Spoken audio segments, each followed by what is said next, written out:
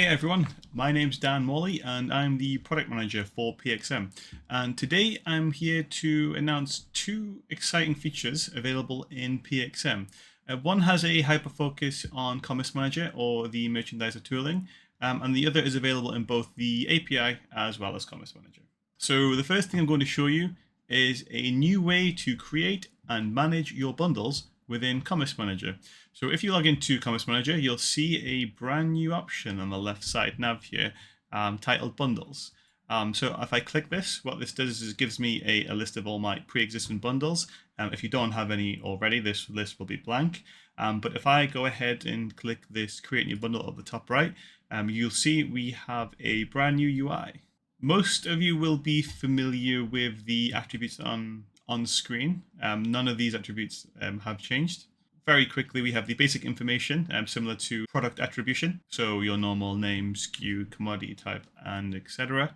Some changes you'll notice are things like being able to associate an image all from the same sort of screen, as well as the new Manage Bundle Components UI near the bottom of the page here.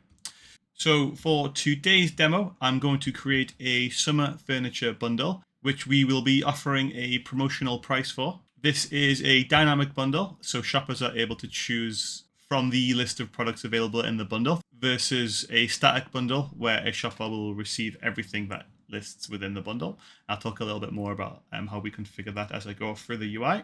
And we'll also be putting on a promotion as well, giving shoppers a 10% off on top of the reduced price of the bundle as well. So for this demo, I've also used generative AI to create sample data, as you can see on screen here. I've also used it to generate me a product description for our summer furniture bundle as well. So I'm going to get started. So navigating to the new bundle section on the left-hand side, I'm going to hit create new bundle. I'm going to give it a name of summer furniture bundle. And we're also just going to come up with a SKU for it as well. So quite imaginative, as you can see there. But as I mentioned, I got ChatGPT to create me a product description. So as you can see here, I'm going to copy this over, change this to formatted, so it's formatted as is. We're going to give it some product tags as well. So, and we're going to give it a image too. So just going to give it a general blanket lifestyle image, which looks like that. Okay, on to the bundle assembly section. So what I'm going to do here is I'm going to segregate my bundle components per product type or category. So in this instance, we have 4 different ones. We have sofa, rug, lamp, and coffee table. So I'm going to quickly show you what it looks like to sort of create the sofa portion. I'll give a brief explanation of all the fields in here, what they do, and then I can sort of quickly build up the rest of it out. So I'm going to go sofa, change my caps key. So name is this obviously the name of the component, what you can use as a merchandiser to define the list of products. Key is the unique identifier for the component as well, something that gets referenced when you're doing the sort of front-end implementation side of things. And the minimum and maximum products are fields which you can consider as validation when creating a dynamic bundle. So the minimum products field is the amount of products a shopper must choose from this component list, and maximum products is the maximum amount of products a shopper can choose from this component list as well.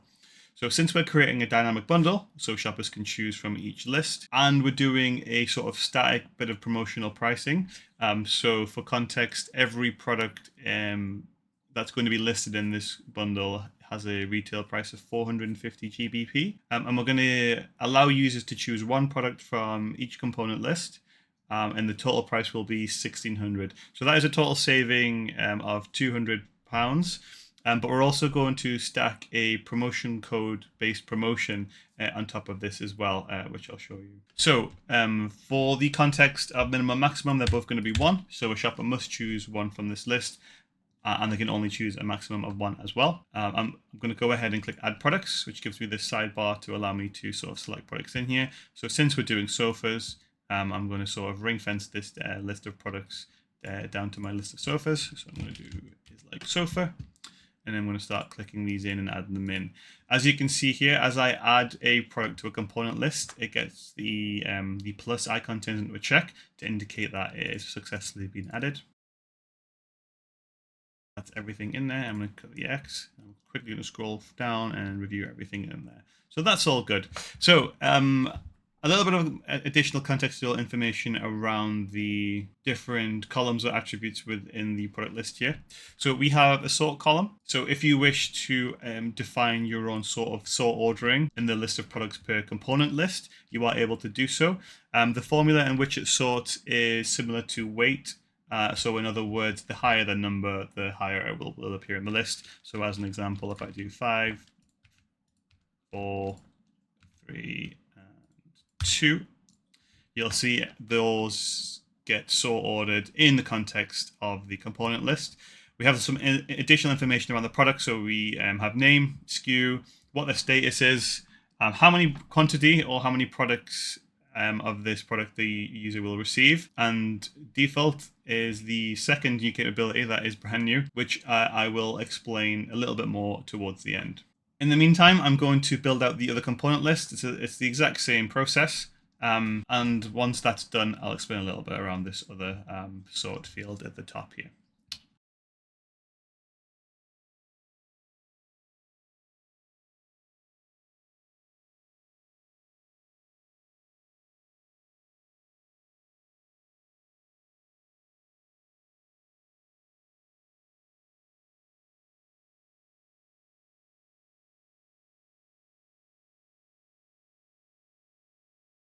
So as you can see, I've built out the different components for my summer furniture bundle. Just quickly having a look through, you can see my lamps. My lamp component contains all my lamps, etc., etc. So as I mentioned before, there's this sort value that lists on the component level as well. So if you wish to sort the component list, you're able to do so in the exact same fashion. I'm going to sort these at the bottom differently. I'm going to give this one a higher value to see if that moves, and then as you can see, as I click away, that gets respecs the sort of values I've put in. But because the sofa is the sort of big or primary product as part of this component, I want to make sure that this is the top. So I'll give that a higher number. So that's my bundle created and configured. The next thing to get this into my catalog and into my shopper facing site, I want to assign it to a node as well as give it a price. So what I'm going to do is I'm going to save the bundle. I'm going to head into pricing. And because this is going to be a static price, we're going to select price bundle by SKU. We're going to select my European price book standard pricing. Like I mentioned before, we're going to give this a price of 1,600. And as I mentioned earlier, we're going to create a promotion code based promotion, which is exclusive to this bundle we've just created as well. So I'm just going to quickly show you this. I'm not going to go through the CRUD, but if I go to Promotions Builder, you can see here there's the promotions I created earlier. And I've actually defined the criteria as being that the node or category for this promotion is going to be my furniture and bundle products. So I'm going to click Save. So what I'm going to do now is, since I've just created the bundle, I'm going to make sure that it is correctly assigned to that node to make sure the promotion is applicable for it. So I'm going to go to Configurations, my furniture node. I'm going to navigate to Bundles. What I'm going to do here is I'm going to add my product in, or my bundle, sorry. Click that plus button. As you can see, similar very UI. Let's see that that's in there now. I'm going to save and continue. I'm going to head to my catalog. So that product and all the bundles are available in my catalog. I'm going to quickly show you what this looks like on the shopper facing site as well. So I'm going to head into my CX Studio instance, which is connected to my Elastic Path store. I'm going to create a new page and add a product. I'm going to click the edit product button here. As you can see, my summer furniture bundle is in my product list. So I'm going to go ahead and click that. And I'm going to click preview. So a little bit of a caveat, I've used some sort of quote-unquote stock images for my products for the sake of the demo. Obviously, those images will better reflect the products you have available in your store. Again, this is just for demo purposes. As you can see, here's the summer furniture bundle I created in my store. We have the different components here. So we have a coffee table, lamp, rug, and sofa. So I have the ability to pick one from each list, which gives me a static price of the 1600 here, and select some options from my bundle. And I'm going to click add to cart. So as you can see, our summer furniture bundle has been added to the cart. But as I mentioned earlier, I created a promotion which is exclusive to my furniture bundles. So what I can do here is I'm going to click add discount code, and the code I created is created for this promotion this summer. I click apply. As you can see there, I get my 10% off summer furniture as well. So that's pretty much everything I'd like to cover in today's demo. The one thing I didn't touch upon is a new bit of capability exclusive to bundles, which I'll quickly navigate back to my list here. As you can see here, we have a new attribute called default. The under the hood functionality for this essentially means that if a shopper chooses not to select a product from each component list, you as a merchandiser are able to select which product or products are chosen as part of the configuration for the bundle.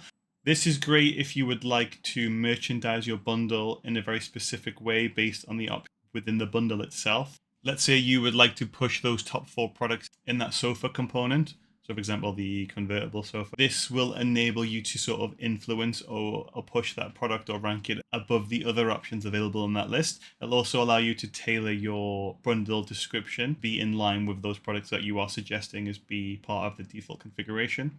Or for example, if you have a specific range of products which exist in the different component lists, you can mark each one as default, allowing you to sort of push or promote those products above everything else. It'll also allow you to push your suggested configuration across to your shoppers as well, influencing the choices they make and the products they ultimately purchase. And that's everything I wanted to cover today. If there's any questions or concerns, don't be afraid to reach out. Thank you very much.